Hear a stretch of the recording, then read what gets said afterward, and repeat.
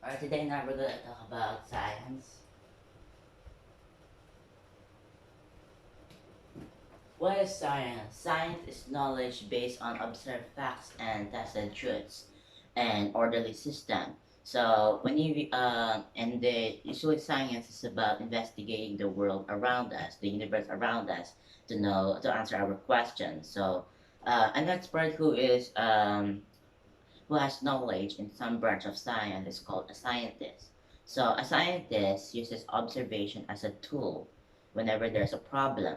So in observation, a scientist uses the five senses, which are sight, touch, smell, taste, and hear. And also, a scientist has also another method called the scientific method, which is that in the first step you have to state a problem, and then you have to formulate a hypothesis, devise an experiment, interpret data, and lastly, you draw a conclusion. So, there's also, you must know the deductive and inductive method. In deductive method, whenever you saw something that he looks like a duck, walks like a duck, therefore it's a duck. That's an example of deductive method. But in inductive method, it kind of looks like this. So whenever I have a neighbor who works at Alphamart, and um, every day she goes to Alphamart with his other coworkers, with her other coworkers rather, before 8. And I went to Alphamart at 7:30, and I had to wait until the store opens. So therefore, the Alphamart opens every 8 a.m. Now, back to the scientific method. Let's say I'll give you an example, which is I have a pencil. So in the pencil, first I state a problem. So I realized I asked myself a question. So why it's color green and black? Why it's the texture is like this, or why it looks like this, and what's the essence of this pencil? So first I'm going to use my deductive method, cancel all the complex or extra questions. I'm gonna say first that why it's green and black. Probably because it's a good combination for the good combination of colors, which is good for the eyes, or and why the textures like this, so that that so it won't be slippery on the finger and will be easier to hold. And what is so my real valid question is, what is the essence of this pencil? So what is the essence? So I'm going to step 3, which is devise an experiment. So in devising an experiment, for one day I will not use the pencil. So whenever I have important calls and I have to write down the number, but I don't have a pencil, so how am I supposed to remember? Or if I'm in the supermarket and I don't have since I don't have a pencil, I don't know what I'm gonna buy in the paper. So, so that's in my interpretation of the data. It tells that pencils are important and necessary for human beings in everyday life. So that whenever it's for gathering information, expressing your emotions, and listing down important things, and etc. So the conclusion is that pencils are necessary for human beings in everyday life. Alright, let's go to branches in science. So in science, there are a lot of kinds of branches, which we have physical sciences, biological sciences, and social sciences. So that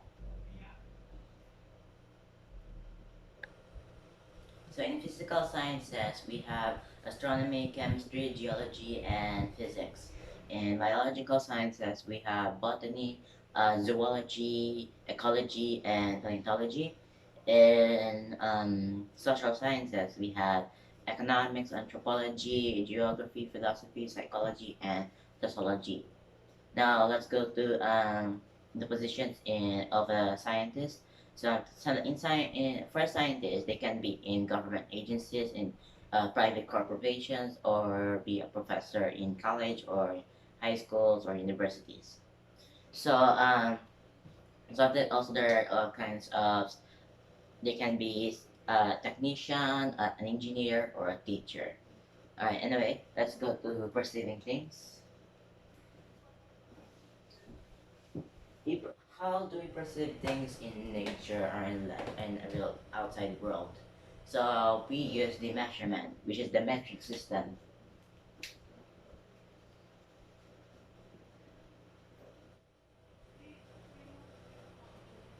The metric system has kilo means 1000.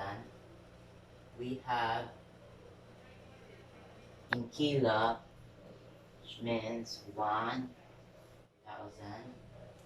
In hecto, which means 100.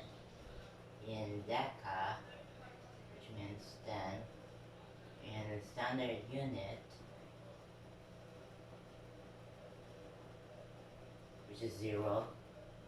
In deci, which means 0.1. In centi, in 0.01. And lastly, the mil in 0.001. In the metric system, we can use this measurement for measuring temperature, time, length, volume, surface, and etc. So why are these measurements important? So well, this is appears in account in everyday life, in society, and economy. So whenever you want to get the exact measurement of an object or the value or the like how much the magnitude of it. Now let's go to anyway. Speaking of measurement, in space, the astrophysicists, whenever they try to measure uh, the objects or how the distance of the stars in space, such as when we have like a star, or this is a star, and this is, let me just put it here. This is a star, and this is the sun. This is our sun. So since the Earth orbits around the sun every year, supposed to be that there is continuous as a circle in elliptical orbits. So whenever so first in between December, this is December and this is June. June is usually in summer. In other places is they calculate the first the length from the Earth to the star. And you must also should know that usually in space, 4 days is equals to 1 light second. But if you want to know the 1 light year, that is equals to 6 trillion miles. That's a very big number. So anyway, let's go back here. So whenever I tell the and then December winter, I also measure. So now let me just make it straight. Now and then I can make a straight, and which is the distance here, and I'm gonna find the radius, which is the half of the diameter. Now this is where the astrophysicists do their mathematical equations and methods to measure the distance of the star. This is called the trigonometric parallax. They also use other method which is called standard candles. Anyway, let's go to graphing.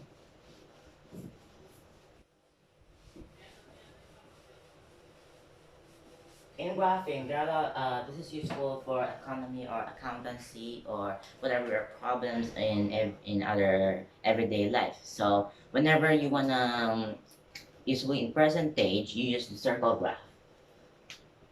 You draw a circle and you just draw what your percentage can be the population or your how much you spent in one day. So just circle graph. We have the line graph. Whenever a problem is constantly changing, a problem is constantly changing. So it's gonna be look like this. It's just usually best in economy, and we also have the bar graph when you want to know the exact information. So it's gonna be like this. We also have the wait, this is bar graph and the pictograph. So whenever we have each object, maybe like I'll put circles. If I say the circle represents 10, then uh, so this can appear whenever you want to know the how many people speak the language, how many speak French, or the population of each country. So this circle signifies like how much. So each circle are 10. So if there are three circles, means can be like if it's for population in one city or in one town, that is like 30 people. So that's how pictographs works. Let me just arrange it.